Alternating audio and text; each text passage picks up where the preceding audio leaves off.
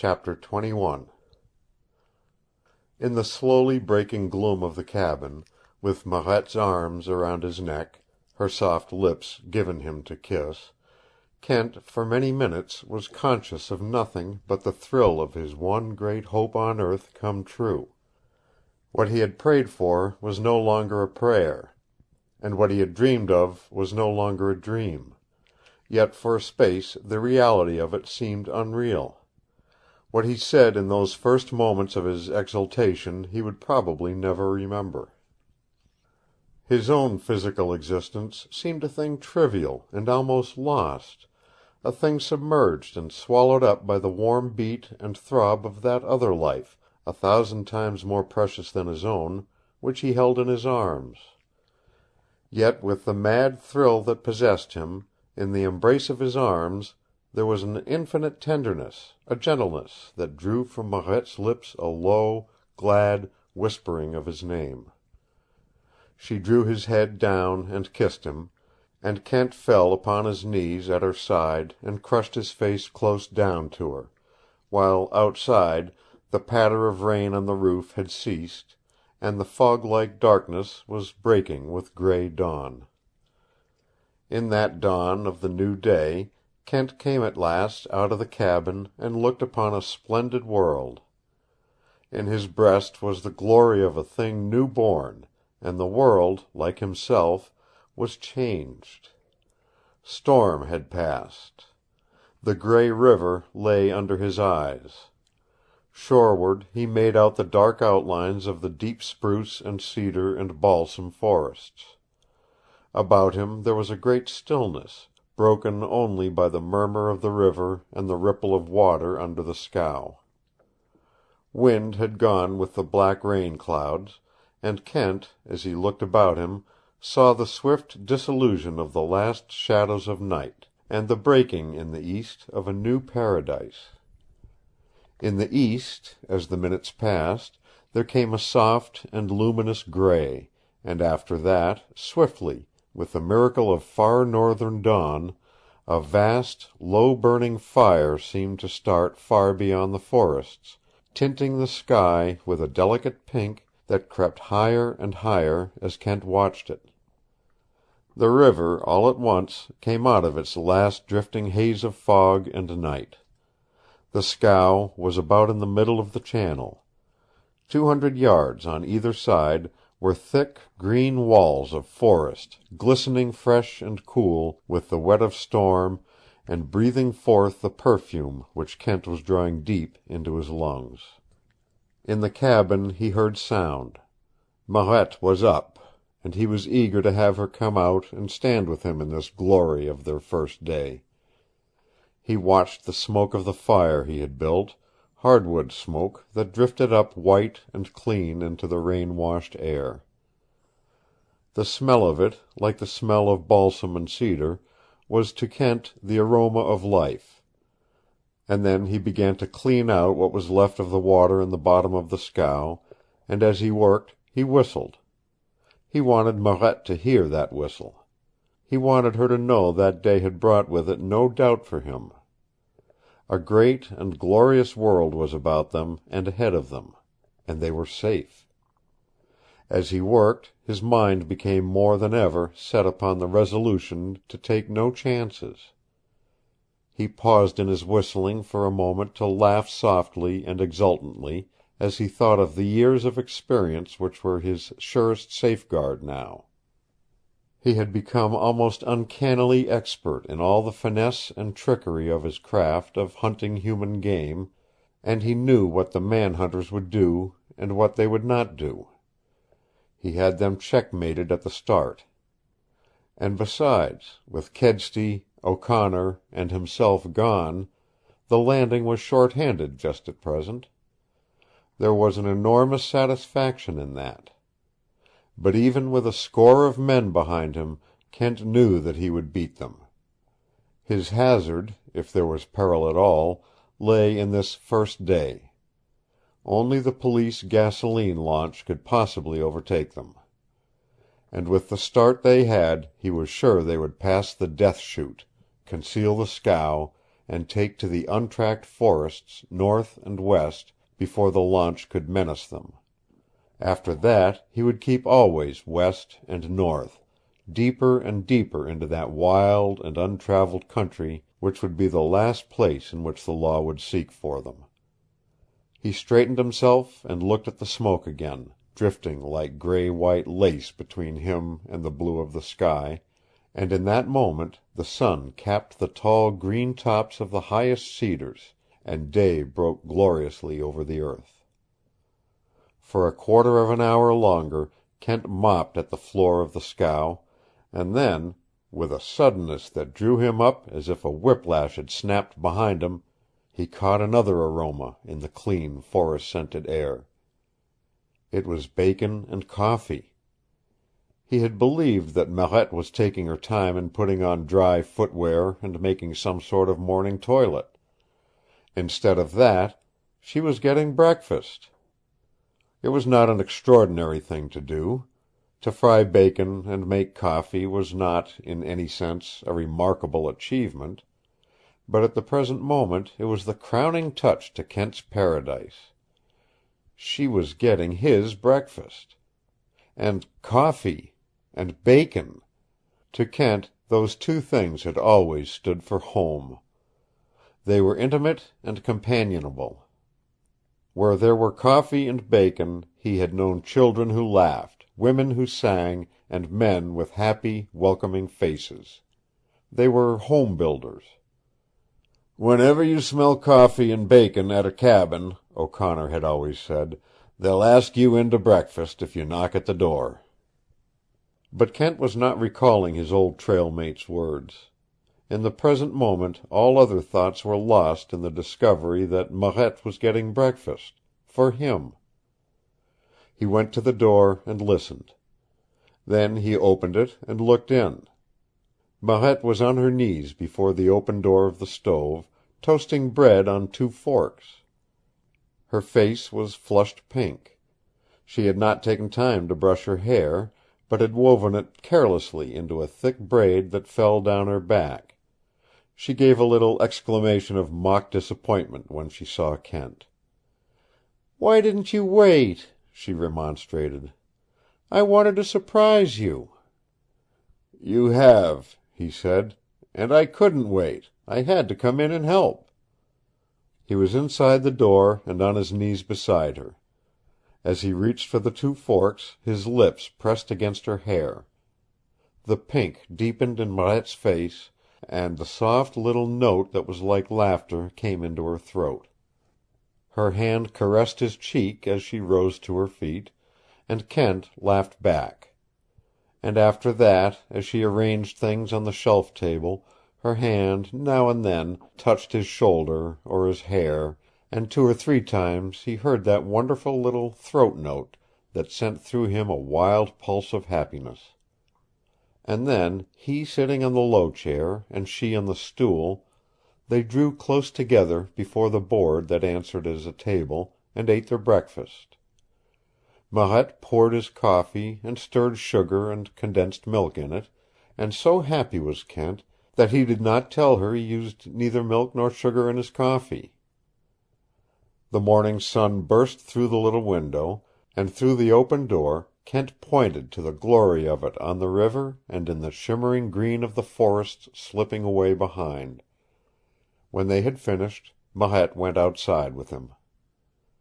For a space she stood silent and without movement, looking upon the marvelous world that encompassed them. It seemed to Kent that for a few moments she did not breathe.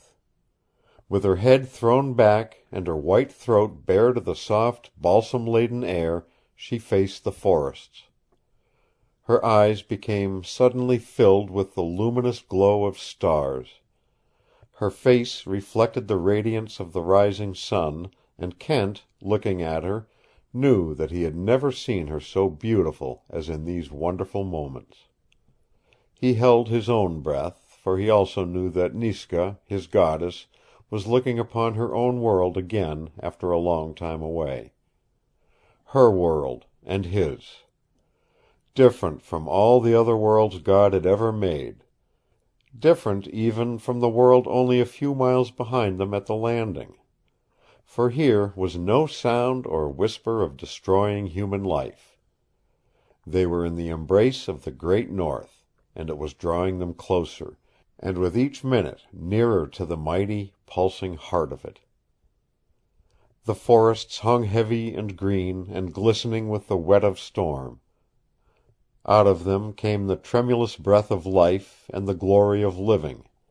They hugged the shores like watchful hosts guarding the river from civilization, and suddenly the girl held out her arms, and Kent heard the low, thrilling cry that came to her lips. She had forgotten him. She had forgotten everything but the river, the forests, and the untrod worlds beyond them, and he was glad. For this world that she was welcoming, that her soul was crying out to, was his world, forever and ever. It held his dreams, his hopes, all the desires that he had in life. And when at last Marette turned toward him slowly, his arms were reaching out to her, and in his face she saw that same glory which filled her own. "I'm glad, glad," she cried softly. "Oh, Jeems, I'm glad." She came into his arms without hesitation. Her hands stroked his face, and then she stood with her head against his shoulder, looking ahead, breathing deeply now of the sweet, clear air filled with the elixir of the hovering forests. She did not speak or move, and Kent remained quiet. The scow drifted around a bend. Shoreward a great moose splashed up out of the water, and they could hear him afterward, crashing through the forest. Her body tensed, but she did not speak. After a little he heard her whisper, "It has been a long time, Jeems. I have been away 4 years." "And now we are going home, little Gray Goose. You will not be lonely?" "No. I was lonely down there. There were so many people and so many things that I was homesick for the woods and mountains. I believe I would have died soon. There were only 2 things I loved, Jeems." "What?" he asked. "Pretty dresses and shoes." His arms closed about her a little more tightly. I understand," he laughed softly. "That is why you came, that first time, with pretty high-heeled pumps." He bowed his head, and she turned her face to him. On her upturned mouth he kissed her. "More than any other man ever loved a woman, I love you, Niska, little goddess," he cried. The minutes and the hours of that day stood out ever afterward in Kent's life as unforgettable memories. There were times when they seemed illusory and unreal, as though he lived and breathed in an insubstantial world made up of gossamer things which must be the fabric of dream. These were moments when the black shadow of the tragedy from which they were fleeing pressed upon him, when the thought came to him that they were criminals racing with the law, that they were not on enchanted ground, but in deadly peril, that it was all a fool's paradise from which some terrible shock would shortly awaken them. But these periods of apprehension were, in themselves, mere shadows thrown for a moment upon his happiness. Again and again the subconscious force within him pounded home to his physical brain the great truth, that it was all extraordinarily real. It was Marette who made him doubt himself at times. He could not, quite yet, comprehend the fullness of that love which she had given him. More than ever, in the glory of this love that had come to them, she was like a child to him. It seemed to him in the first hours of the morning that she had forgotten yesterday, and the day before, and the days before that. She was going home. She whispered that to him so often that it became a little song in his brain. Yet she told him nothing of that home, and he waited, knowing that the fulfillment of her promise was not far away. and there was no embarrassment in the manner of her surrender when he held her in his arms and she held her face up so that he could kiss her mouth and look into her glowing, lovely eyes. What he saw was the flush of a great happiness, the almost childish confession of it along with the woman's joy of possession. And he thought of Kedsty, and of the law that was rousing itself into life back at Athabasca Landing. And then she ran her fingers through his own and told him to wait, and ran into the cabin and came out a moment later with her brush, and after that she seated herself at the fulcrum of the big sweep and began to brush out her hair in the sun. "I'm glad you love it, Jeems," she said. She unbound the thick braid and let the silken strands of it run caressingly between her fingers.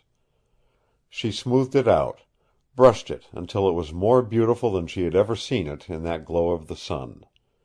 She held it up so that it rippled out the shimmering cascades about her, and then, suddenly, Kent saw the short tress from which had been clipped the rope of hair that he had taken from Kedsty's neck. And as his lips tightened, crushing fiercely the exclamation of his horror, there came a trembling happiness from Marette's lips, scarcely more than the whisper of a song, the low, thrilling melody of Le Chaudiere. Her arms reached up, and she drew his head down to her, so that for a time his visions were blinded in that sweet smother of her hair. The intimacy of that day was in itself like a dream. Hour after hour they drifted deeper into the great north. The sun shone. The forest-walled shores of the river grew mightier in their stillness and their grandeur, and the vast silence of unpeopled places brooded over the world. To Kent it was as if they were drifting through paradise. Occasionally he found it necessary to work the big sweep, for still water was gradually giving way to a swifter current. Beyond that there was no labor for him to perform. It seemed to him that with each of these wonderful hours danger was being left farther and still farther behind them. Watching the shores, looking ahead, listening for sound that might come from behind, at times possessed of the exquisite thrills of children in their happiness, Kent and Marette found the gulf of strangeness passing swiftly away from between them. They did not speak of Kedsty or the tragedy, or again of the death of John Barkley. But Kent told of his days in the north, of his aloneness, of the wild, weird love in his soul for the deepest wildernesses, and from that he went away back into dim and distant yesterdays, alive with mellowed memories of boyhood days spent on a farm. To all these things Marette listened with glowing eyes, with low laughter, or with breath that rose or fell with his own emotions. She told of her own days down at school, and of their appalling loneliness, of childhood spent in the forests, of the desire to live there always. But she did not speak intimately of herself or her life in its more vital aspects. She said nothing of the home in the Valley of Silent Men, nothing of father or mother, sisters or brothers. There was no embarrassment in her omissions. And Kent did not question. He knew that those were among the things she would tell him when that promised hour came, the hour when he would tell her they were safe.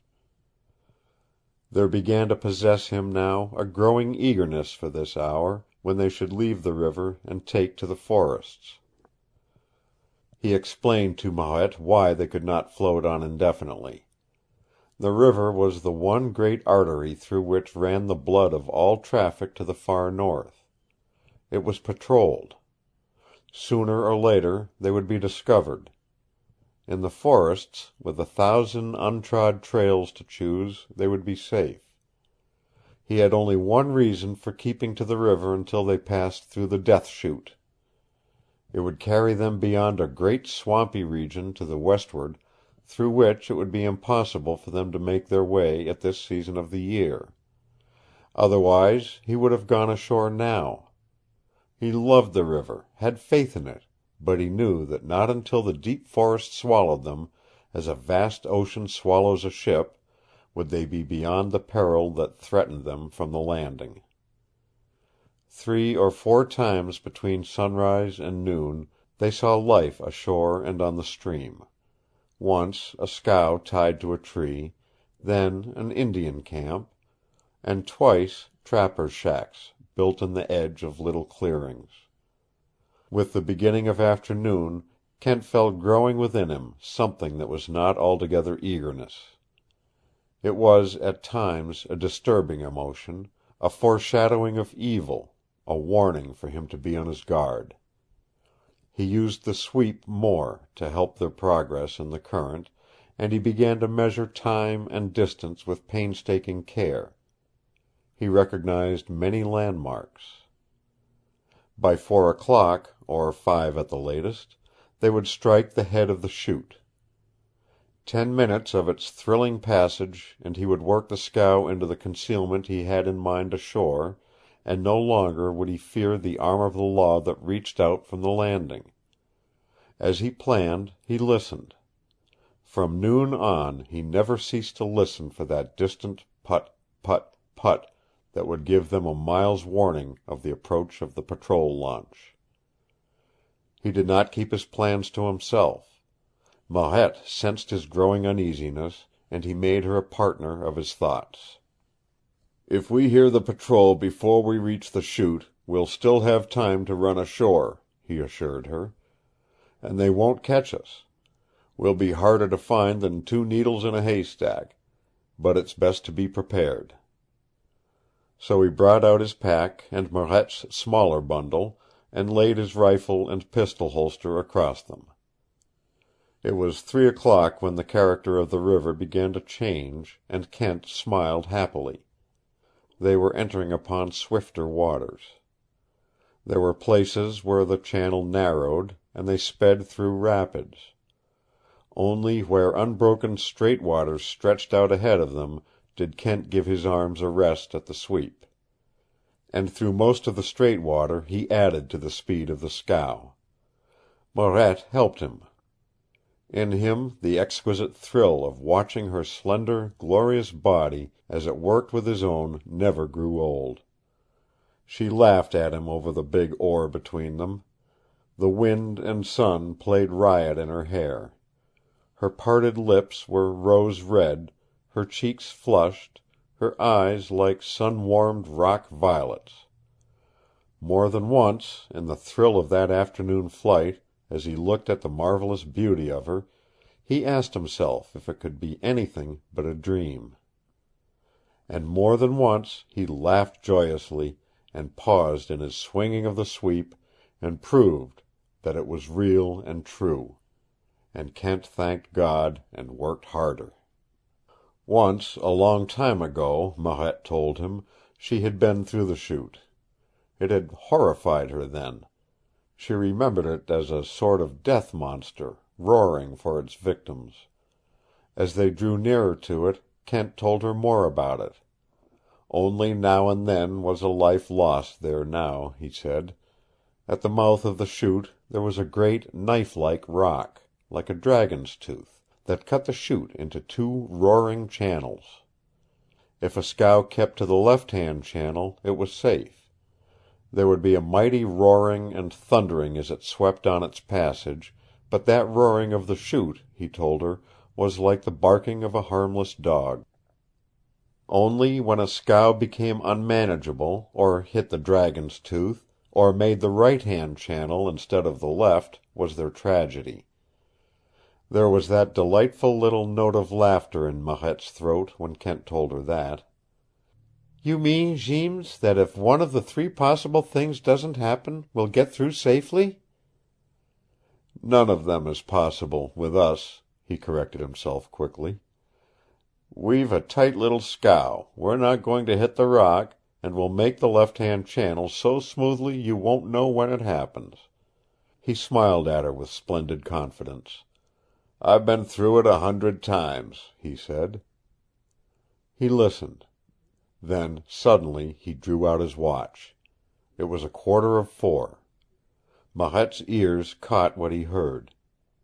In the air was a low, trembling murmur. It was growing slowly, but steadily. He nodded when she looked at him, the question in her eyes. "The rapids at the head of the chute!" he cried, his voice vibrant with joy. "We've beat them out! We're safe!" They swung around a bend, and the white spume of the rapids lay half a mile ahead of them. The current began to race with them now. Kent put his whole weight on the sweep to keep the scow in mid-channel. "We're safe," he repeated. "Do you understand, Marette? We're safe!" He was speaking the words for which she had waited, was telling her that at last the hour had come when she could keep her promise to him. The words, as he gave them voice, thrilled him. He felt like shouting them. And then all at once he saw the change that had come into her face. Her wide, startled eyes were not looking at him, but beyond. She was looking back in the direction from which they had come, and even as she stared, her face grew white. "Listen!" She was tense, rigid. He turned his head. And in that moment it came to him above the growing murmur of the river, the put, put, put of the police patrol boat from Athabasca Landing. A deep breath came from between his lips. When Marette took her eyes from the river and looked at him, his face was like carven rock. He was staring dead ahead. "We can't make the chute," he said, his voice sounding hard and unreal to her. "If we do, they'll be up with us before we can land at the other end. We must let this current drive us ashore, now." As he made his decision, he put the strength of his body into action. He knew there was not the 100th part of a second to lose. The outreaching suction of the rapids was already gripping the scow, and with mighty strokes he fought to work the head of his craft toward the westward shore. With swift understanding, Marette saw the priceless value of a few seconds of time. If they were caught in the stronger swirl of the rapids before the shore was reached, they would be forced to run the chute, and in that event the launch would be upon them before they could make a landing farther on. She sprang to Kent's side and added her own strength in the working of the sweep. Foot by foot and yard by yard the scow made precious westing, and Kent's face lighted up with triumph as he nodded ahead to a timbered point that thrust itself out like a stubby thumb into the river. Beyond that point the rapids were frothing white, and they could see the first black walls of rock that marked the beginning of the chute. "We'll make it," he smiled confidently. "We'll hit that timbered point close inshore. I don't see where the launch can make a landing anywhere within a mile of the chute. And once ashore, we'll make trail about 5 times as fast they can follow it." Marette's face was no longer pale, but flushed with excitement. He caught the white gleam of teeth between her parted lips. Her eyes shone gloriously, and he laughed. "You beautiful little fighter!" he cried exultantly. You. His words were cut short by a snap that was like the report of a pistol close to his ears. He pitched forward and crashed to the bottom of the scow, Marette's slim body clutched in his arms as he fell. In a flash they were up, and mutely they stared where the sweep had been. The blade of it was gone. Kent was conscious of hearing a little cry from the girl at his side, and then her fingers were gripping tightly again about his thumb. No longer possessed of the power of guidance, the scow swung sideways. It swept past the wooded point. The white maelstrom of the lower rapids seized upon it, and Kent, looking ahead to the black maw of the death trap that was waiting for them, drew Marette close in his arms and held her tight. End of chapter 21. Recording by